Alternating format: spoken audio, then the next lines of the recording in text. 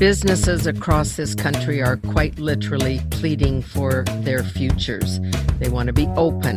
They want to try and earn a living and keep their staff employed.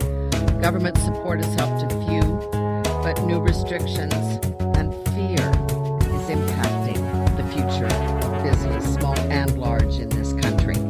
We've asked Steve McLellan, CEO of the Saskatchewan Chamber of Commerce, to join us. We talked with you back in the summer last, Steve, about this situation, and I think we were all a bit, naive, maybe a little too optimistic, thinking the worst had passed and maybe we'd get back into the world, and then wham, right across the head. No question, yeah. We thought the concept of a second wave was just a phrase. It wasn't among us. And now, of course, the conversation is this a continuation of the first wave? And are we going to see another? And there will be many more waves of impact, if not of the illness.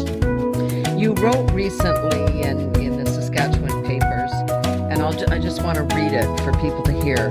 Will the future be without our Main Street businesses, without our locally owned mom and pop shops, without the young entrepreneurs who take their big ideas and create something? Will our future consist of only those global businesses? Are we comfortable with all our restaurants belonging to a large conglomerate? Are we resigned to the fact that our shopping will be done with large online retailers? So, answer your own question. Is this something we now have to face? Absolutely, we have to face it. I don't think that the decision has been made by our residents, at least in this province. I would suspect across the country that they want to have just the multinationals represented to retail or restaurants and hotels and so on. I think we have said through the support that we've seen through Shop Local efforts and campaigns that people are voting with their dollars. They're saying, I want these folks to be open. There's a whole new level of awareness of our great capacities in each community that are locally owned, locally operated, and they appreciate now, I think more than ever, our citizens do, the value of keeping those folks there, because they're not just a store. They're a hockey coach, they're a nurse, they are people who pay taxes and contribute to Boy Scouts. Plus, they're job creators, and our international conglomerates certainly can create jobs, there's no question, but not to the same extent.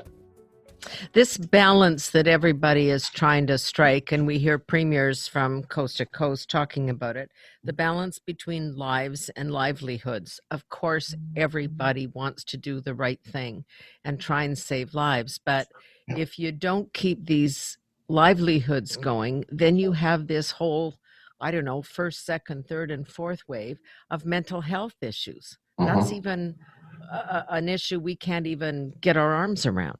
That's right. First off, it's a false choice to say it's got to be to close businesses or help the wellness of our people. It is absolutely integrated, not just from a mental health perspective, but also a physical health in terms of people's wellness. COVID isn't the only issue in the communities these days of a healthcare concern. So you're right. Business people and employees are stressed because of the challenges that they faced. So if we have to say to those business people, you need to close down to solve a community problem, which is COVID, then we also need to say we're going to give you a community solution, which is supports to make sure that when you can open again safely, that you're viable to do it, that you have the finances to do it. See, what troubles me, and I think we spoke about this even the last time, which is on two levels. When you've got the Costco's open and the Walmart's open, everybody goes there, then those stores are way too crowded. But the smaller mom and pop operations that may be selling some of the same things, or you could buy a similar product there, in some provinces are being closed down. In other provinces, people are just afraid to go in. So it's very hard to do the shop local thing, even though people want to do it. Absolutely. So Saskatchewan's found, the right model recently in terms of how their government's instructed, if you will, businesses to do that.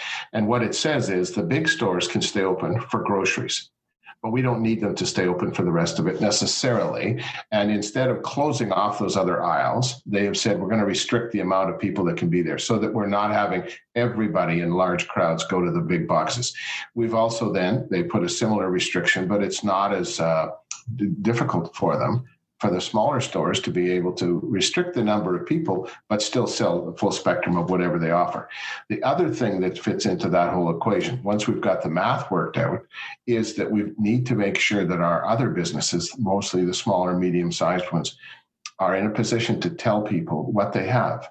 Because this is an age-old challenge. I didn't know you sold that. That's why I drove to the big city to buy it. Or I thought it would be cheaper there in Costco rather than my local Balgony grocery store or the IGA down the road. In fact, often it's not. And we need to make sure that awareness level. And that's where the digital economy and social media marketing and websites that are enhanced will serve our community well. That's one of the lessons we're all learning out of COVID.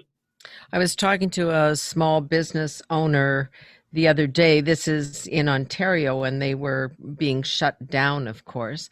And people were emailing them and phoning them and saying, okay, now I want to do this online, and can you ship it to me? And can you get it there by the 15th of December or whatever it might be?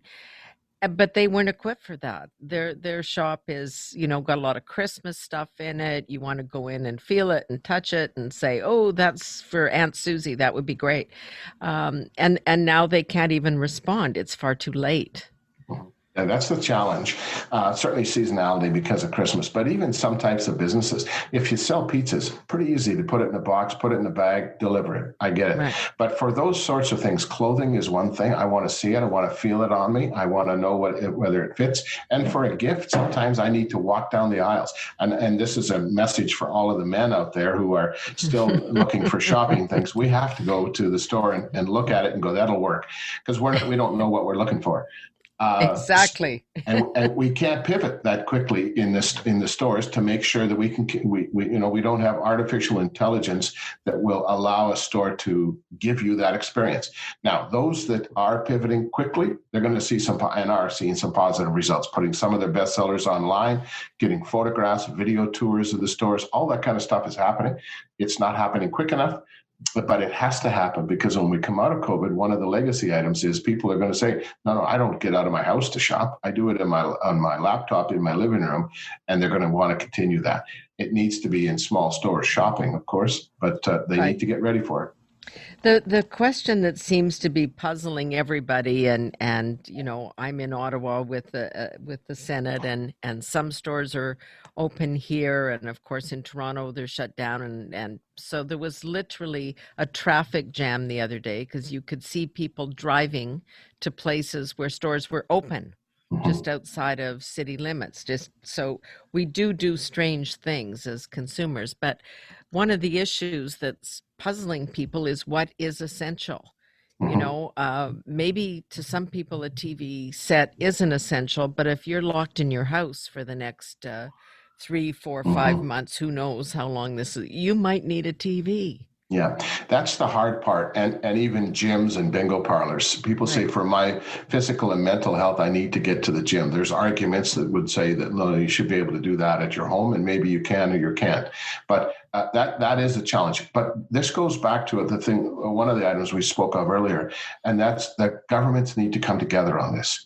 We need to learn from this to say, here's what is essential. And because the last thing I want is for a television store or an appliance store to be deemed non-essential in Saskatchewan. So our residents drive across the border to Manitoba to buy a TV. That is not the objective of that sort of a policy. So in the legacy moves of this post-COVID world, we need to, as a country, say that this is what essential means.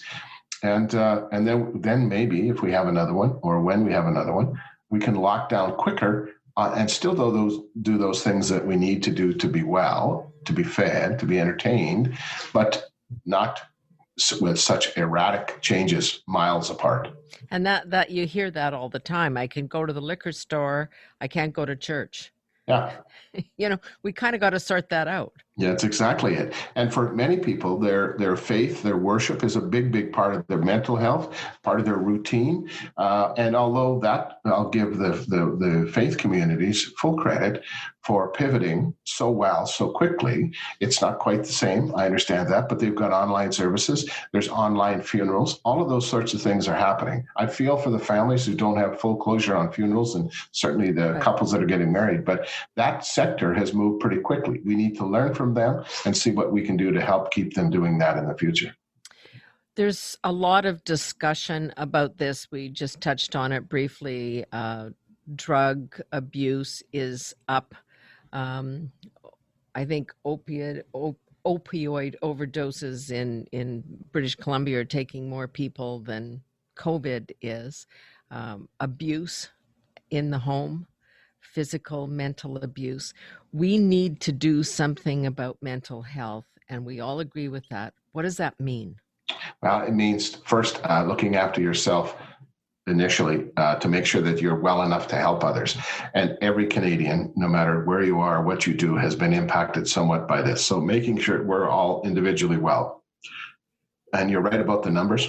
In Saskatchewan, it is like 3 times the amount of opioid deaths, let alone the overdoses where the people survived and they're still harmed, than we've seen from deaths of COVID. So it's a serious deal. And that I'm not even getting into the suicides and so on. Right. So I think the first thing is to look after yourself. The second thing our provincial government has done just recently, as a matter of fact, and we applaud them for this, is assigned a minister responsible for mental and addictions and mental health and addictions. That's a focused effort as a province, and we applaud that.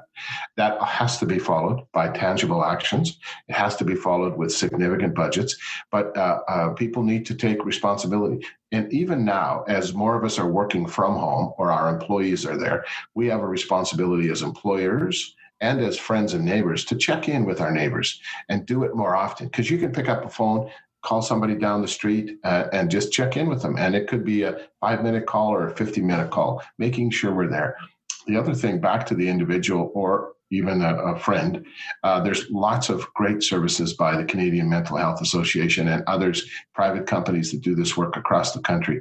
People need to reach out. And even if they think, I think I'm doing pretty well, if they've got the ability to call, many of these services are available, of course, virtually or on a telephone, they need to check in with the professionals because maybe there's something that they could do to make sure they're even a little bit better. But it's again, back to the community. It's a community responsibility. It starts with the individual, but it's a community responsibility to make sure that we're all well.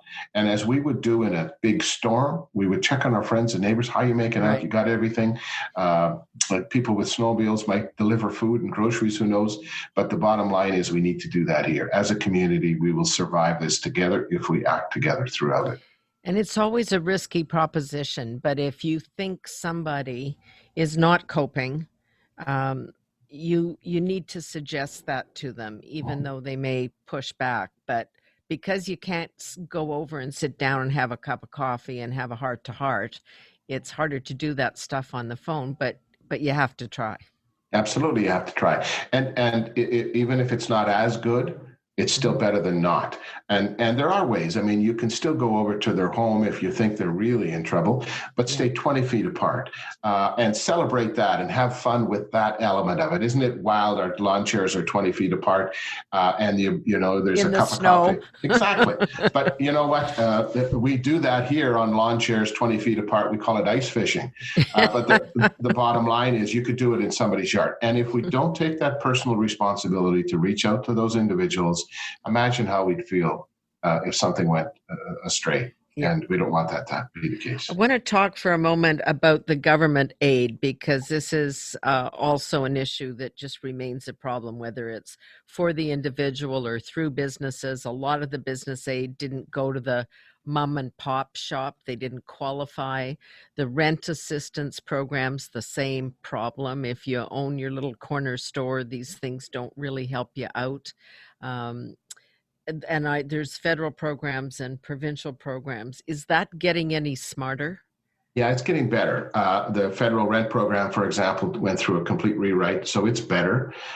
It was too long in coming and ill-advised, and groups like the Canadian Chamber of Commerce were very early on saying this is not the right model. The federal government continued with it, but I think they've got it much better now. I don't think that it will ever address every single business issue, but some of the realities in the Ottawa bubble, if you will, and this was a reality before COVID, is that they didn't talk to those folks who were the owner of a business Exactly. who needed not rent support, maybe not even mortgage support, but utility support, and that wasn't available. The other area that's still consistently a challenge is for those single entrepreneurs or one or two person companies. Exactly. And even if an owner said, listen, I'm at the growth stage, I'm not paying myself a payroll check yet, they were not eligible for dollars. And we need those companies and those individuals to be productive and sustainable through this. So there were some gaps. Some of them have been filled, not all. But again, the history books will look back on this and say, here's a better way to do that. Do you think we've learned the targeting lesson, if I can put it that way, which is what works in Regina and Saskatoon does not work in Regina, nor does it work in a remote northern community? No, we haven't. We understand it notionally, no question, but we haven't dealt with the tactics to make sure that those people get the service that they need. Now, geographic differences is one thing. The other thing that's an issue is who we helped. For example, seniors. Every senior in Canada got a paycheck, got a check. My dad and mother got a check, and it bothered my dad greatly. He said, I don't need this money. Give it to people who need it. But the federal government, and in fairness, they were operating at a pace that was challenging.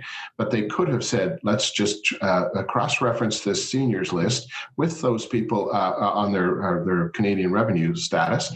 And if they don't need it, we're not going to send it to them. So put in whatever the income number would be. That's the piece we've not got right. We don't have that connectivity to the need, and we can do it. We have the tax records. We have the ability to do those things on the non-application-based funds, at least. So geography, we've got to get better at. You're right about that. The issue in northern Saskatchewan, way different than it would be for us in Regina. But we'll get there, and we're getting better. We're not perfect at it. We need to get perfect at it because we will have another one of these issues. Exactly. Whatever it is, it might not be this kind of pandemic, but we see these responses. When it's a short-lived one, when it's a snowstorm, everybody knows what to do. Yeah. Because we know of the time frame, but something that lasts a little longer. The government programs, I think there's a new one. Eligibility starts on middle of December or something like that. So are these the problem that you have with Ottawa is they want programs to be universal so that they're not targeting people based on income or those kinds of issues. But in fact, we have to do this or otherwise we're throwing good money after bad. Are you seeing any changes yet in the provincial plans? Yeah, we are a little. There's a new program out this recently that's a business support program, which is much appreciated. Certainly, it's got a short window. I'll admit that is a bit of a challenge with some ability for them to renew it after December 31st, which we hope will be the case because we think the need will still be there. But targeting is absolutely the reality, and it makes a lot more sense to give $10,000 to somebody who really needs it than $2,500 to four people and three of them don't. Yeah. And they would admit that too. And on an application-based scenario, I think our businesses are being very honest. If they need it, they're getting it. If they don't, they're not applying. But many more businesses need more supports than we've been able to get them. That's part of the targeting piece that isn't perfect yet. The other final question I think I'll have for you is just, and you see your own membership in the Chamber of Commerce, talk to them regularly. Do we have the kind of leadership we need in the community? And then I guess a further question is what you see coming up in the world, either through entrepreneurs or through business schools. Are we giving people the training they need so that they can cope with risk and crisis? We have some great people in public service across the country, and for each of them, I applaud their efforts. Do we have the right mindset in each of them? No. And the piece that's missing is the statesmanship.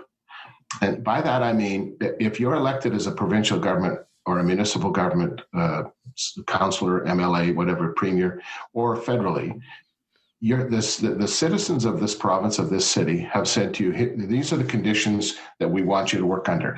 So after Election Day, I would strongly urge, and they're not doing it, never have, probably never will, but I would strongly urge for them to say, we're not a Liberal or a Conservative or a Sask party or an NDP. We're an MLA for Saskatchewan. We have to work with the Government of Canada. And on some things we will disagree, and your show does a great job of talking about different opinions. It's one of the few places that has the ability to share that conversation. So are we learning, are we teaching them by example? Are young people by example? The answer is no, we're not. Because half of the political conversations are, those guys are doing it wrong at the other level or in the other party. Stop it. Stop it. We have so many important issues and opportunities ahead of us. If our young people listen to that, they should shake their head and say, I'm not going to listen to that. I'm going to pick out other people who are mentors, who want to bring Canadians together, from New Brunswick to British Columbia, from Regina to Wadena. We have so much more in common than we have that separates us. That leadership is what our young people need to follow, need to embrace. And from that, I think our tomorrows in Saskatchewan will be even better than our today. Steve, it's always great to talk to you because when all is said and done, you remain an optimist. And I think we need some glass half full kind of people around for these conversations, especially to get us through Christmas. Indeed. Well, listen, to you, have a very Merry Christmas, and to all of your listeners as well. I love listening to the show, and I love even more being part of it. Thank you, Pamela. So do we. Thanks, Steve, and Merry Christmas. We'll have the best one we can anyway. Indeed, we can. Thanks a lot. We're going to come back in just a few minutes and carry on that conversation about whether we're training the leaders of the future to deal with the situation we find ourselves in today. So stay tuned. So as promised, a conversation about leadership and whether or not our universities and business schools are actually creating the kind of people that can deal with the crisis that we find ourselves in the middle of. Dr. Gina Grandy is the Dean of the Hill and Levine Schools of Business at the University of Regina. She's also a professor on strategy and leadership. She's written books. She's taught at 7 universities. And as you're about to hear, she grew up in Newfoundland, so you'll hear the accent. I always think that Newfoundland and Saskatchewan were separated at birth, right? Like, it's the same kind of people. It certainly is, Senator Wallin. Thank you so much for having me here today. I think it is the connection to nature that brings Newfoundlanders and those from Saskatchewan together. So while on the East Coast, it's the ocean perhaps, and here it is, of course, the land. But I do think that brings a particular sense of humbleness. Yeah. People are humble, people are down to earth, and people care about community. And it's flat and you can see forever. You certainly can. Water, whatever it is. No, it is actually really true. I've covered this country several times on election campaigns, and I've always felt that somehow we were brothers and sisters. Anyway, we should get to the topic at hand. So we were just talking with Steve McLellan, of course, from the Chamber of Commerce about lessons learned and whether or not we have the kind of people we need in the business community. He sort of responded on the political community, that we need leaders that are a little bit faster in the reaction, a little bit larger in their thinking. So it made me think about business schools and in a way, have you been able to capitalize on that? Are you saying to these kids today, this is one big fat giant case study about what happens when crisis hits? Absolutely. And just last week, I was giving greetings at a virtual, of course, event for our marketing students. And they had a group of almost 60 people joining us at that event. And that's essentially what I said. This is tough. Times are hard. There's a lot of pressure. But in fact, what we have right now is an 8-month live case study for business students and for all students, but in particular business students who we use that case method in our classrooms. And, this is experience that no other, when we think about the future. So, these exposures to looking at businesses to see who's surviving, who isn't, what are the resources, how are they adapting? When we look at the click and collect model, that, many businesses pivoted very quickly to be able to survive, but also to respond to the concerns in the community and the provincial and federal restrictions around movement for people. This is a time for our students that they will build great resilience, the tolerance for ambiguity. In business schools, Senator Wallin, across the country, we have used case studies, and research has shown that case studies build a high tolerance for ambiguity and help with decision making. Well, when we look at what our current students are facing in business schools now, well, we wish it could be different. Yeah. It isn't, and it is an opportunity for them. And it means that really we also have a responsibility in business schools to make sure we're delivering that educational experience in a way to take advantage of those opportunities. What do you think sorry, go ahead. No, one of the things we do know that business schools make an impact on their communities. And, we talk about this and there's a lot of rhetoric, but at Hill and Levine last year, we did an impact study, so an economic and social impact study, to assess the impact of the business school over a 1-year period.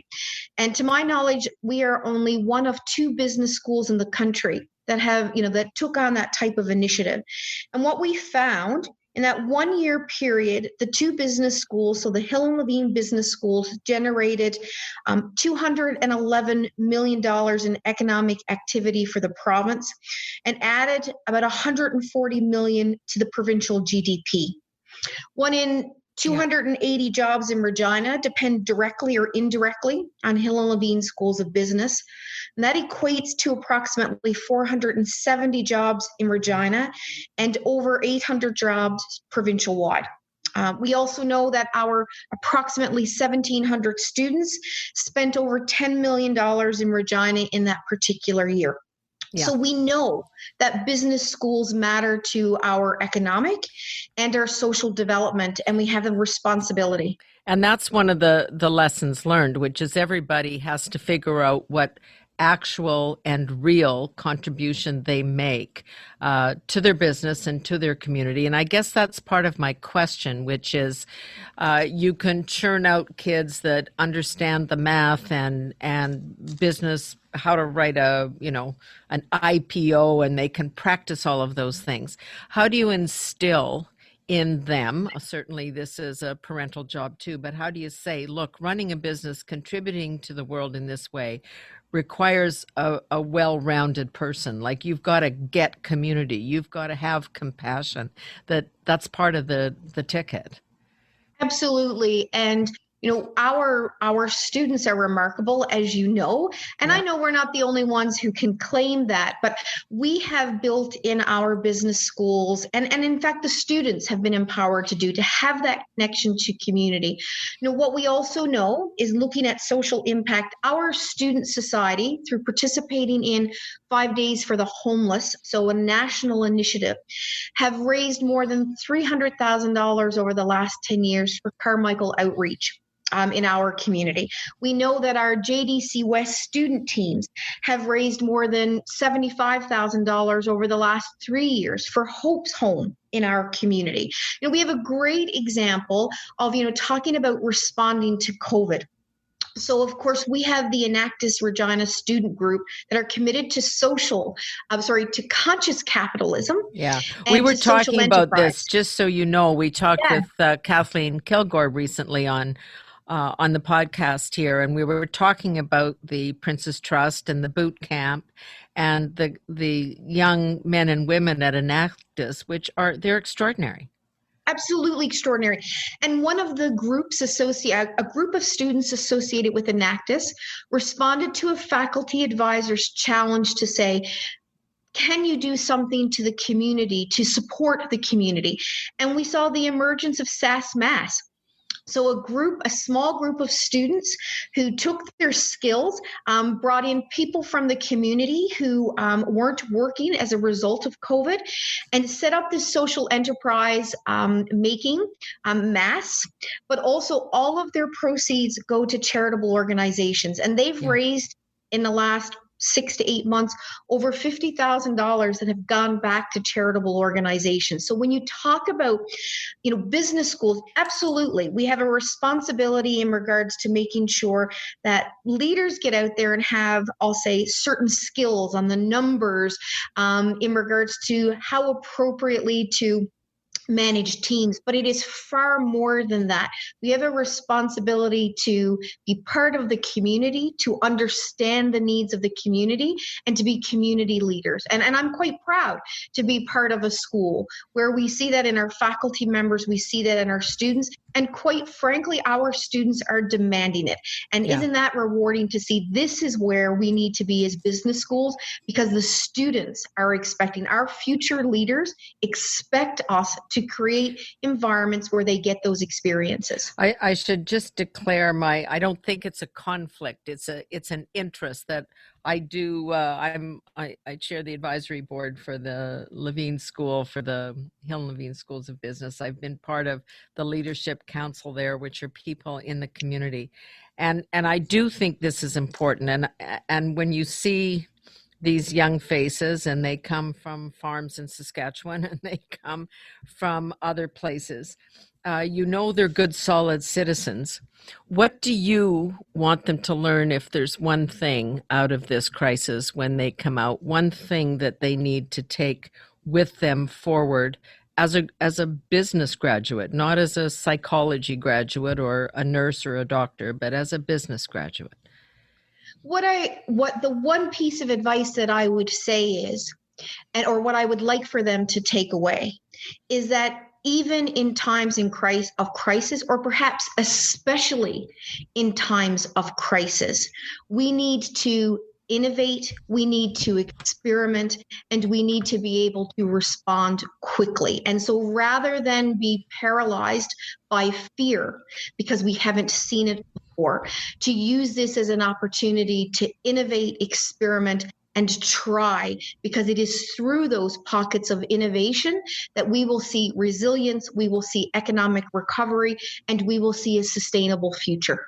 What did you have to do as a university to respond? I mean, some universities, or I guess I'll put it down to professors, some professors have been able to pivot and figure out how to relate to students with an online learning, and others have just said, I don't know, read some books and I'll give you a test. Like, it has required the university to step up as well. It certainly has. And, I think it's fair to say, we are a learning institution and we're still learning through this. We, like all other higher education institutions, had to pivot on a dime, essentially. We have, I'll say, within our faculty, but also the university invested in regards to technology. But we, for example, in the business school are doing ongoing student surveys, having town halls, so that we can hear from students their experiences in the moment and how is it we respond. The other thing I think is important to note, that not long after COVID hit, in our faculty, we put out calls for research funding for COVID-related research, recognizing, yes, in our classrooms, but also what we do is research that goes in our classrooms, but in our community. And the UofR has done this similarly, but I'll give you a couple of examples. We have a faculty member, Dr. Sheila Campbell, who's a part of an international network that's looking at the impact of remote working on workers during COVID, and these will have long-term implications. We have another faculty member, Dr. Gord Pennycook, who does research on fake news and actually has done work around trying to understand why and what people share on social media as it relates to COVID, and why they are believing what they believe. Some of my own work, and we are the regional hub for the Women's Entrepreneurship Knowledge Hub, which is a national network, also looking at the impact on women entrepreneurs. And we know that women have been hit particularly hard by COVID because, of course, childcare responsibilities, other domestic responsibilities, We also know that in the service sector, women have been hit particularly hard. We have seen that they're even on the rebound of employment. We have seen that men, we see a higher rebound, and women continue to be. And what's also sadly unfortunate is that these effects have been amplified for women who have disabilities and racialized indigenous sure. and immigrant women. And so, there's a lot of great work. A great pocket from the university, Dr. Amber Fletcher in sociology, is connecting artists with senior adults in rural communities across Saskatchewan to reduce the negative impacts of isolation. So the university is responding on the research side. And in the classrooms, we are also responding. And where we need to get to, Senator Wallin, is that this is not simply, as you say, that all of a sudden we just flick a switch. We have a responsibility to emulate that in-class experience. And again, I would say there are opportunities for university at this point in time in history. There will never be, I don't think, a pure post-COVID. Students' expectations are changing. When we get back to a place where people can come back to campus, students will continue to want those choices. And they want choices that actually are as rich as if they're sitting in the classroom. Well, and they're much more comfortable by and large with technology. I mean, that generation. And it raises a couple of questions for universities in general, which is, having had this experience, it gives students choice. They don't have to come to Regina because it happens to be close to home. They can literally go anywhere in the world and go to school if they can do it remotely. And then what do you do about that? The decades of university professors and instructors who are used to being, as you guys all call it, the sage on the stage, preaching from the front of the room. That doesn't work so well on a YouTube video. No, and there's no doubt that transition is tough, right? I would be, I would be, to say that it isn't, I would certainly not be reflecting what we see in universities across the country. But I have great optimism I will say, lots of pockets of innovation and faculty members who have embraced this. There's all sorts of technology. If we think about an interactive classroom, well, there's technology out there now, software, whereby faculty members by Zoom can create virtual murals where students are actually commenting, and all of this is happening. So there are ways to do this. The other thing I want to note is we have this great example of, we have strong relationships in Mexico, and we bring students there every year. Well, this year we can't do it. We have a faculty member at his initiative has decided, no, we do not want students to lose this opportunity, and has created a class that is an international course, and there will be a virtual international course with our connections in Mexico. Students will be doing virtual tours. And, you talk about this as an opportunity. What we see as a result of this is that, despite the support we provide to students to engage in international or study abroad tours, there's still an expense. Not all students can afford to leave their workplaces. But this actually creates an opportunity for now, but the future, Senator Wallin, whereby actually imagine now the number of students can get that international experience without having to leave their jobs in Saskatchewan, without having to invest that amount of money, but they still get that rich experience. So we have a lot of work to do, but I'm optimistic. I think Alberta has actually mandated it, but everybody is looking at this, the work integrated learning. There's been co-op programs forever and that kind of thing, but this is different. This is just saying, going forward, this is going to be a combined process. You will do both. Absolutely. And it's interesting with the work integrated learning. So not surprising, we have seen since COVID that many of the co-op placements have been canceled. Employers just can't do it. What we have done, as has our partners, I will say, at Edwards School of Business, we've partnered with MyTech, so a national research agency, and they have a special program around internships for, small SME firms who otherwise wouldn't be able to afford or maybe not survive, nonprofit organizations. And we have pivoted so that some of those students who can't get co-op placements now actually have these internships to help get through this period of COVID so they get that work integrated learning. And you're right. I mean, that work integrated learning is more than internships. There's so many things we have to do. And right now we have to be innovative because we can't get people in the classroom physically. So what do we do? Do we do virtual tours with CEOs?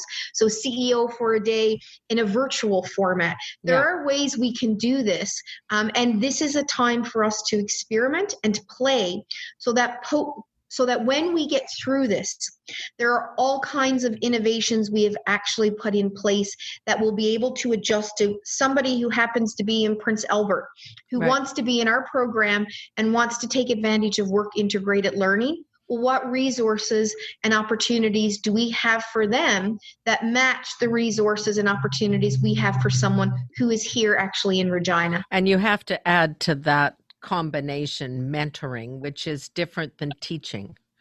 Absolutely. Absolutely. And we're pleased. We have in our faculty 3 executives in residence. Mm-hmm. So the RBC woman executive in residence, we have a new resident executive in residence in agribusiness, and we also have the Rawlinson Indigenous entrepreneur executive in residence. And we have that programming also in place that provides that mentoring opportunities for students that's beyond what's happening in the classroom.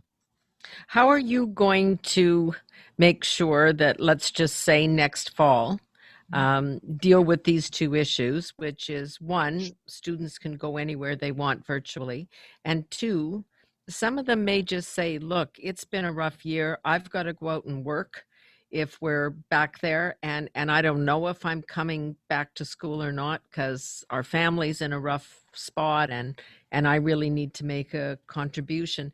It's going to be hard to bring people back in.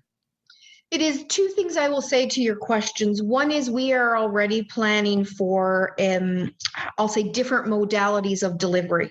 So in one way, we were ahead on our grad side because we had already outfitted some of the classrooms to be able to deliver in multiple formats. Right. But we are right now planning for that. So here's what I would envision.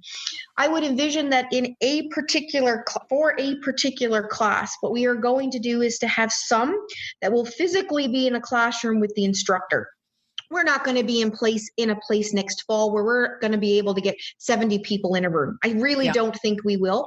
So we will link to 2 or 3 other classrooms so that actually we can get a number of students physically there if they want to be. However, I also think there will be the third modality linked to that, so that students who are actually in their homes or they are in somewhere else in the province or the country will also be able to join that classroom. So we have to be right now, and we are changing our physical structures so that actually we can support those 3 types of modalities in September.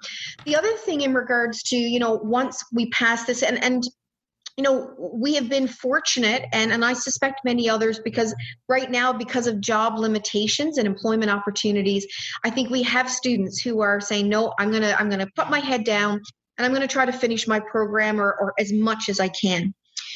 When this passes, or when it passes to a certain extent, we are going to see a greater demand for things like micro-credentials. Right. And we're working on that. And this is where we have to be able to rethink what we do around whether it's not a full degree. Let's just explain that, because that's we see executive MBAs and people coming back from the workforce trying to condense this, but people really are looking for a ticket in that and a certificate in this to enhance what they're doing. They may get a BA or they might get a business degree, but then they want these other things to say, look, this is specialized. Absolutely. And this notion of the micro-credentials then could be 1 course, it could be 3 courses in a particular area. And what we need to do, Senator Wallin, is to make sure we remove those barriers to entry, right? So that if we have somebody who actually says, I want to do an entrepreneurship certificate, or I want to do a certificate or a micro credential in labor relations or in project management.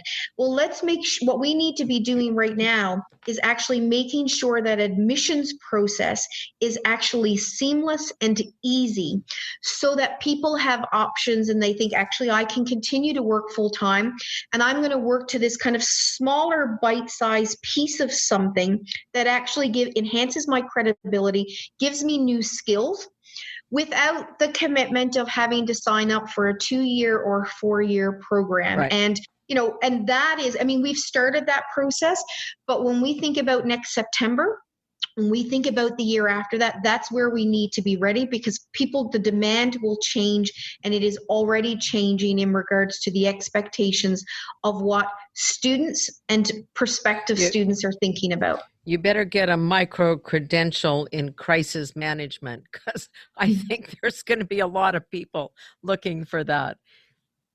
Absolutely. Thanks, Absolutely. Gina, so much. I've got to say, I know Gina, so I know how she works, and she says herself that she's really terrible at life-work balance. You're a woman after my own heart. I do the same thing, but you do have a lot on your plate right now to think about what education needs to look like. Yeah, we all do. But here's what I will also say is that, again, I go back to the notion that, this is not to downplay all the challenges, but I'm also fairly pragmatic in the sense that we have this situation. In many ways, we have no choice. This is an opportunity for us to experiment. We're only going to get a certain period of time, Senator Wallin, before we get this right. This is a time to reimagine. And in some ways, it is this time where we have all been forced, businesses, higher education, things we've been talking about for a long time. Well, right now, actually, we better get it together. And this is, to me, despite the stress, despite all this is actually an opportunity for us to play a little bit so that we can actually have a significant role in what the future looks like in higher education. I agree with you totally. And we're even trying to bring the Senate into the 21st century. So, change is possible. Change is possible. That's exactly right. That's exactly right. I want to thank you so much for making time for me today. It's been a pleasure as usual. And I certainly am looking forward to being a part of and seeing what higher education looks like in the next 6 months and next 2 years, because it will never be the same again. No, it really won't. Gina Grandy, she is the Dean at the Hill and Levine Schools of Business at the University of Regina. Don't you just love that Newfoundland accent? Anyway, we'll see you soon. Merry Christmas. Thanks so much, Senator Wallin. Bye-bye.